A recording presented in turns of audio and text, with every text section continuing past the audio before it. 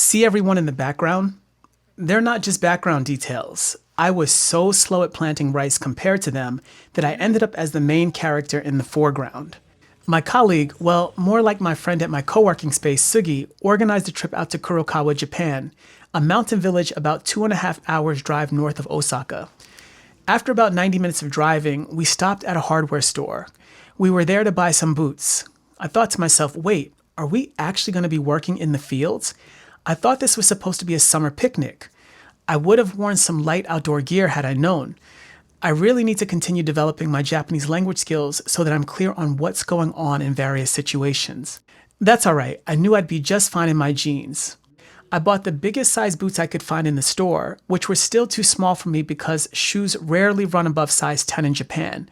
I'm size 11.5 US. I knew we were near Kurokawa since we were traveling along residential and rural roads. I couldn't ignore the beautiful scenery. Japan's countryside is almost always scenic and looks like something out of a storybook. When we arrived, everyone was friendly and polite. I saw Sugi and a few other familiar faces. Nearly 60 people came this year, mostly from Kobe, Osaka, and Kyoto. Kurokawa is known as a genkai shūraku, officially recognized in Japan as a rural village facing severe sustainability issues as a result of aging and depopulation. More than half the residents of Kurokawa are over 65 years old. Japan has thousands of genkai shūraku nationwide, and the country is trying to cope with how to sustain these villages as young people migrate out of the countryside to the big cities for better job opportunities. Adding to the challenge is the country's steady population decline. The village has an onsen, or hot spring, which should be a draw. People used to come to Kurokawa, spend time at the onsen, and drive straight home. But now, hardly anyone stays or gets to know the village and its people. After the pandemic, Sugi made Kurokawa his second home. He wanted to give people who'd found their way to the village a real reason to stay and meet the villagers. Shortly after arriving in Kurokawa, everyone made their way to the flooded rice paddy and organized along the perimeter. The senpai thanked everyone for coming to the village and then began giving instructions on how to plant the rice. I have a personal mantra that I carry into every situation involving other people. Don't be the one, meaning don't draw negative attention to oneself by being disruptive and uncooperative. Given that we're dealing with actual agriculture with the end result of putting food on people's tables, this was no time to be creating my own personal highlight reel and wasting precious resources in the process. I made my way over to the far end of the field, mud almost knee-high, and began planting. As the minutes ticked by, the sound of people chattering became increasingly faint. I was struggling to get the seedlings planted, and the mud under the flooded paddy was thick. I was bogged down.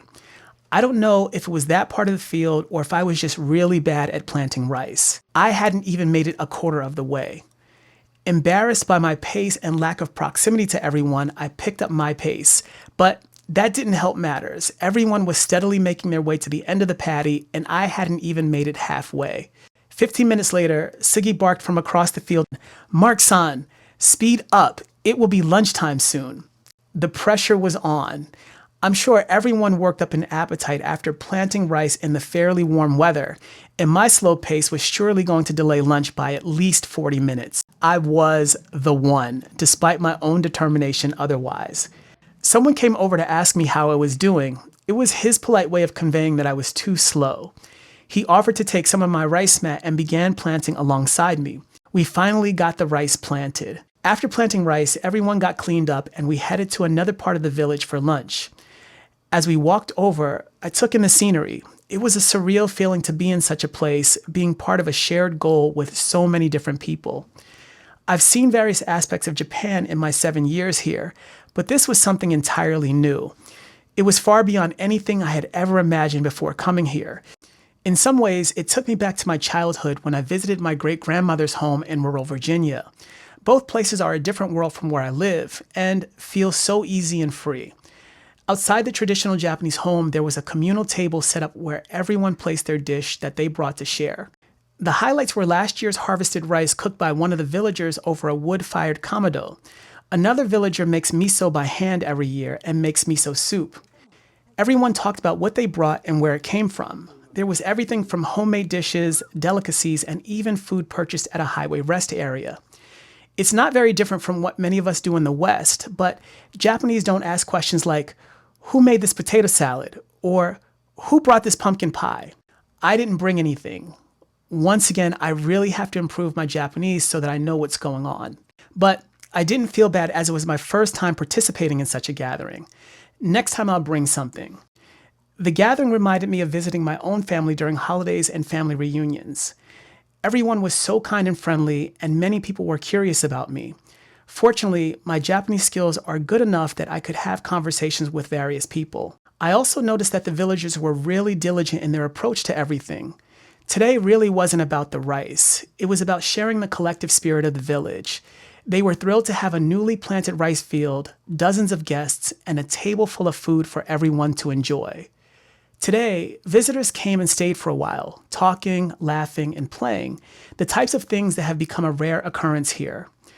This is the Japan that you hear about in population statistics and rural decline news headlines. But a number can't show you a 90-year-old woman handing you a bowl of rice she cooked, or a field of strangers coming to help you plant rice so that everyone can focus on the next important task that contributes towards sustaining the village. Hopefully people will make more frequent visits to Kurokawa. There will be a rice harvest in September, and I will surely be there. 3 years in, Sugi's efforts are showing signs of a positive impact, to the point that his project has outgrown its small staff. He's now looking for new volunteers. Given where I am, personally and professionally, I volunteered. I've always wanted to give something back to Japan, and I'm starting to think about what comes after my career ends. Maybe that's farming, maybe it's a quieter life in the countryside.